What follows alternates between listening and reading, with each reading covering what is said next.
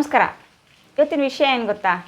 ನಾವು ಎಷ್ಟೋ ಸಾರಿ important thing ಏನಂದರೆ, ಯಾವುದೋ ಒಂದು ವಿಷಯ, ವಸ್ತು, ವ್ಯಕ್ತಿ, ಕ್ವಾಲಿಟಿ ಎಕ್ಸಿಸ್ಟ್ ಆಗುವಾಗ ಅದನ್ನು ಗಮನಿಸೋದೇ ಇಲ್ಲ.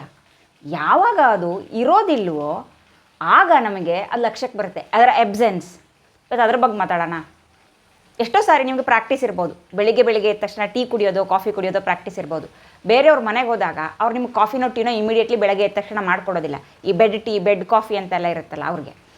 ಆಗ ಅದು ಇಷ್ಟು ದಿವಸ ಕುಡಿತಾ ಇದ್ರಲ್ಲ, ಆವಾಗ ನಿಮಗೇನು ಅನಿಸಿರಲಿಲ್ಲ. ಈಗ ಟೀ ಕಾಫಿ ಸಿಗ್ತಾ ಇಲ್ವಲ್ಲ, ಈಗ ಅದರ ಎಬ್ಸೆನ್ಸ್ ಫೀಲ್ ಆಗುತ್ತೆ ಅಲ್ವಾ? ಕೆಲವೊಂದು ಸಾರಿ ನಿಮ್ಮ ವಾರ್ಡ್ರೋಬಲ್ಲಿ ನಿಮ್ಮ ಬಟ್ಟೆಯನ್ನು ಅಲ್ಲಿಂದನೇ ತೆಗೆದು ನಿಮ್ಗೆ ರೂಢಿ ಇರುತ್ತೆ. ಬೇರೆ ಯಾರೋ ಮಡಚಿಡ್ತಾರೆ ಅಂತಲೇ ಅಂದ್ಕೊಳ್ಳೋಣ, ನೀವೇ ಇಟ್ಕೊಡೋದು ನನಗಂತೂ ಡೌಟಪ್ಪ. ಇರಲಿ ಬಿಡಿ. ಅಂದರೆ ಬೇರೆ ಯಾರೊಬ್ರು ಇಟ್ಟಿರ್ತಾರಲ್ಲ, ಅದರ ನೀವು ಅಲ್ಲಿಂದ ತೆಗಿತೀರಾ. ಅದು ಅಲ್ಲಿಂದನೇ ತೆಗಿಯೋದು ನಿಮಗೆ ರೂಢಿ ಇದ್ದರೆ ಆ ವಸ್ತು ನಿಮ್ಗೆ ಅಲ್ಲೇ ಸಿಕ್ಕಲಿಲ್ಲ ಅಂತ ಇಟ್ಕೊಳ್ಳಿ, ಎಲ್ಲಿದೆ ಅಂತಲೇ ಗೊತ್ತಾಗಲ್ಲ, ತಲೆಗೇರುತ್ತೆ ಸಿಟ್ಟು ಅಲ್ವಾ? ಅಷ್ಟು ದಿವಸ ಆ ವಸ್ತು ಅಲ್ಲಿದ್ದಾಗ ನಿಮಗೆ ಅದರ ಪ್ರೆಸೆನ್ಸ್ ಫೀಲ್ ಆಗಲಿಲ್ಲ. ಈಗ ಅದಿಲ್ಲ, ಅದರ ಎಬ್ಸೆನ್ಸ್ ಫೀಲ್ ಆಗ್ತಾಯಿದೆ. ಮಕ್ಕಳಿಗೆ ರಜೆ ಸ್ಟಾರ್ಟ್ ಆಗುತ್ತೆ.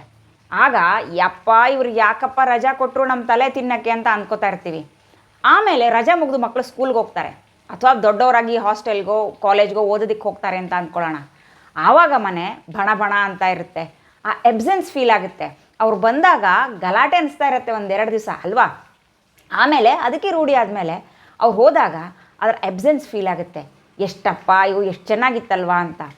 ಇನ್ನೊಂದೇನೆಂದರೆ, ಈ ಟೀ ಕಾಫಿ ಕುಡಿಯೋರಿಗೆ ಸಕ್ಕರೆದೊಂದು ಪ್ರಾಕ್ಟೀಸ್ ಇರುತ್ತಲ್ಲ, ಅದಕ್ಕೆ ಎಷ್ಟು ಸಕ್ಕರೆ ಇರಬೇಕು ಅಂತ. ಆ ಸಕ್ಕರೆನ ಬಿಡೋದಕ್ಕೆ ಹೇಳಿದ್ರು ಡಾಕ್ಟ್ರು ಅಂತ ಅಂದ್ಕೊಳ್ಳಿ, ಅದ್ರ ಪ್ರೆಸೆನ್ಸ್ ಅಂತೂ ಪಕ್ಕಾ ಫೀಲ್ ಆಗುತ್ತೆ ರೀ, ಪಕ್ಕಾ ಫೀಲ್ ಆಗುತ್ತೆ ಅಲ್ವಾ? ಸಕ್ಕರೆ ಇಲ್ಲ ಅಂದರೆ ಸಕ್ಕರೆ ಎಬ್ಸೆನ್ಸ್ ಫೀಲ್ ಆಗುತ್ತೆ, ಕರೆಕ್ಟಾ?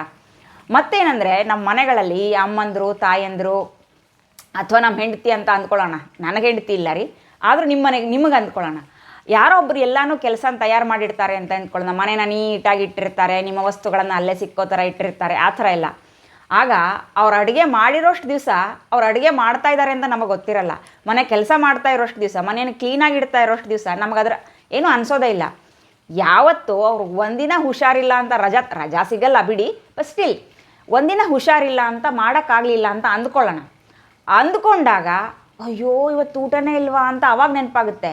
ಹೋಟೆಲ್ಗೆ ಎಲ್ಲರೂ ಆರಾಮಿದ್ದು ಹೋಗೋದು ಬೇರೆ, ಚೆನ್ನಾಗಿ ಊಟ ತಿಂಡಿ ಮಾಡೋಣ ಅಂತ.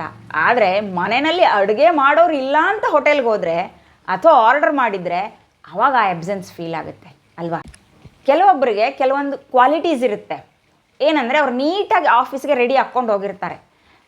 ನೀವಾದರೆ ನಮ್ಮಂಥ ಹೆಣ್ಮಕ್ಳಾದರೆ ಚೆನ್ನಾಗಿ ಕೂದಲು ಬಾಚ್ಕೊಂಡು, ಐಬ್ರೋಸ್ ಎಲ್ಲ ಮಾಡಿಕೊಂಡು, ಐಲೈನರ್ ಏನೇನೋ ಹಾಕಿ, ಲಿಪ್ಸ್ಟಿಕ್ ಹಾಕಿ ರೆಡಿ ಹಾಕ್ಕೊಂಡು ಹೋಗ್ತಾ ಇರ್ತಾರೆ ಅಂತ ಅಂದ್ಕೊಳ್ಳೋಣ. ಒಂದಿನ ಟೈಮ್ ಸಿಕ್ಕಲಿಲ್ಲ ಅಂತ ನೀವು ಹಾಗೆ ಹೋಗ್ಬಿಟ್ರಿ ವಿದೌಟ್ ಮೇಕಪ್ ಅಂತ ಅಂದ್ಕೊಂಡ್ರೆ ಎಲ್ಲರೂ ಕೇಳ್ತಾರೆ, ಯಾಕೆ ಇವತ್ತು ಹುಷಾರಿಲ್ವಾ ಅಂತ. ಎಬ್ಸೆನ್ಸ್.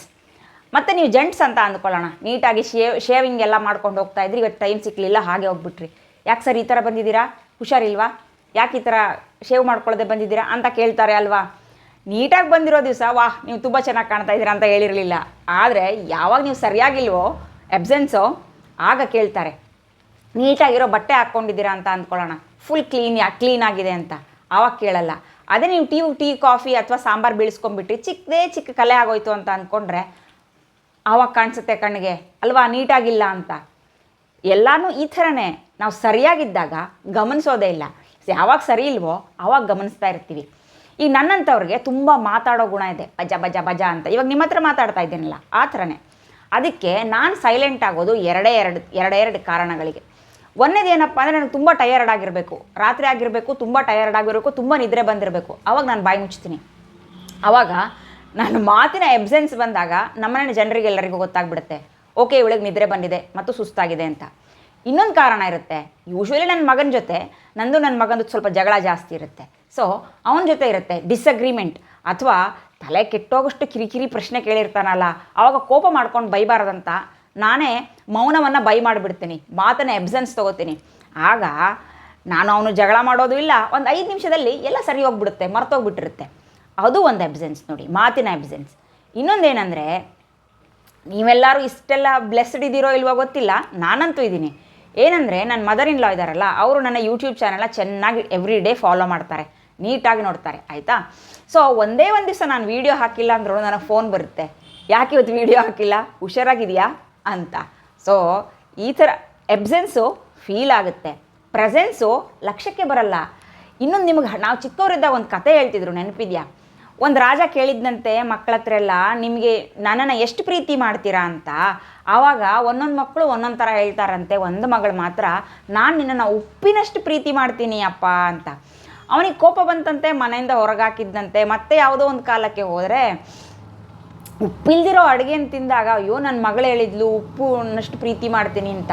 ಪ್ರೆಸೆನ್ಸ್ ಫೀಲ್ ಆಗೋದಿಲ್ಲ, ಎಬ್ಸೆನ್ಸ್ ಫೀಲ್ ಆಗುತ್ತೆ.